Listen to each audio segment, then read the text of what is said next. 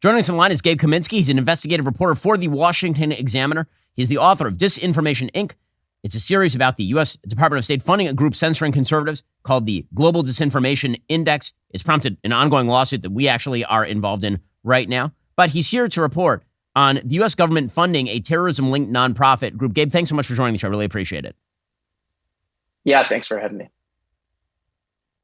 So let's talk about this story that you've broken, this exclusive, about the Inspector General's office for the top foreign aid agency in the United States investigating the U.S. government and where our tax dollars are going. So first of all, where are our taxpayer dollars going?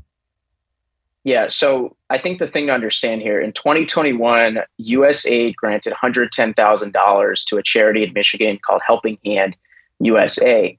A couple of years later, that got on the radar of House Foreign Affairs Committee Republicans because Helping Hand USA shares various pretty documented ties to terrorist organizations, including the Falah-e-Insaniat Foundation in Pakistan, which actually Pakistan's government banned in 2019.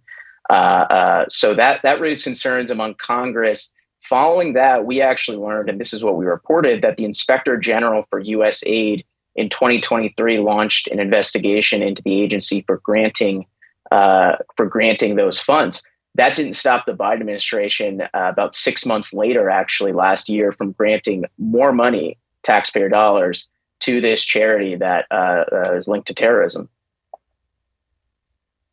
I mean, it is absolutely astonishing how much of our foreign aid goes to groups that are linked with terrorism. And this is something that I think folks need to understand, generally speaking, is that when you say you are sending aid to Pakistan or when you say you're sending aid to Gaza, it really depends where that aid is going. It's not as though there's like a good guy in Gaza that you're handling a wallet and magically that money just goes to all the civilians for their food or something.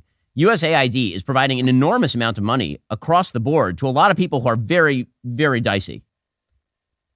Right. I think what we reported on is a really good window into something we've seen for a very long time, which is that the U.S. government is granting money to places in which we have foreign adversaries and not doing proper vetting. And that's something that raises the concerns of Congress very often. So it's going to be interesting to see, if the Inspector General really makes any legitimate actions here. They have statutory law enforcement authority. They have subpoena power. They could potentially bring the Department of Justice in.